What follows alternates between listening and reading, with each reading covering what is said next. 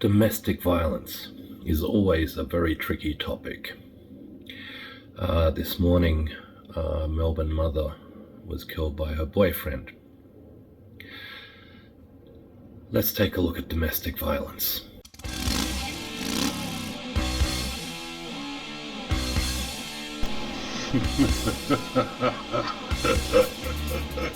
Good morning, everybody. Welcome back to Walking the Blunt Blade. I am Oliver. I am going to say some things this morning that is going to offend some people. Not because they're offensive, they're simply true. It's just that some people have nothing better to do than to be offended. In line with the comedian Bill Burr, he has a comedy routine called No Reason to Hit a Woman, which just simply isn't correct. I would encourage everyone to watch that routine. It was actually a lady that sent it to me, and not only is it very funny, it also makes a lot of sense. So what bothers me about this morning's news report is political correctness and everyone jumping on the bandwagon saying, oh, it shouldn't be happening, it shouldn't be happening. No shit, genius. The problem with today, though, is we live in this politically correct society that's created checkboxes for everything to ensure not that people's needs are met or that people are looked after. It's an ass-covering exercise. We don't want to ruffle feathers and we don't want to discuss hard topics. We don't want to do any of that. We don't want to offend anyone or cause them to have, a thought, God forbid. Medical practitioners, scientists, you name it. Everyone's been taught what they've been taught. And very rarely is it a holistic approach to understand the actual problem and to try and remedy that. We have this checkbox system.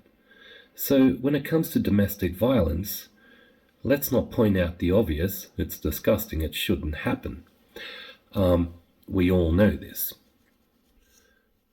Now, like Bill Burr says, there's no reason to hit a woman. That's not true. There's heaps of reasons. However, in this day and age, we should know not to do that. Now, if we're getting to that point in the film where you want to be offended, go and be offended. But I'll give you my personal story. So my mum was married twice, and I'm not making light of domestic violence, nor am I saying my mum deserved what she got. So my mum was married to my father, and I have vivid memories of him hitting my mother. We came to Australia, and my mum got remarried. This time the domestic violence became so bad, not just that I got hit. My mum got hit. She had a chair thrown on her. Oh, interruption by a pussycat. Be right back. So my mum suffered all types of abuse at the hands of someone to this day whom I still don't like very much. The abuse was so bad that we had a lock put on the fridge. Not we installed the lock, it was my stepfather that put a lock on the fridge to ensure we couldn't touch it. He would rip telephone cords out of the wall to ensure we couldn't call anyone. And it became so bad that we were snuck out while he was at work, like Jews in hiding. We went from one neighbour who shipped us to someone else and then finally lived in hiding. And that's another story for another day.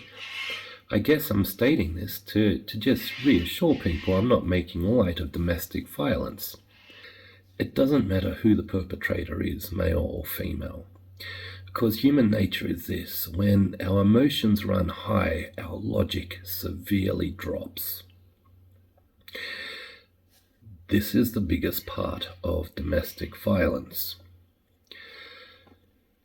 We need to examine what leads to it It's one thing to say that the perpetrator is bad and a piece of shit, but we also need to understand how it came to be. Domestic violence doesn't necessarily always just drop out of the sky. It doesn't just occur for no reason. Now, admittedly, yes, there are some times where it does. Drugs might be involved, alcohol might be involved, severe mental instability may be involved, but a lot of the time it's emotions running high. And I think we need to have a holistic approach to dealing with domestic violence, not just bagging the perpetrators and pointing out the obvious. With that said, good morning, everybody.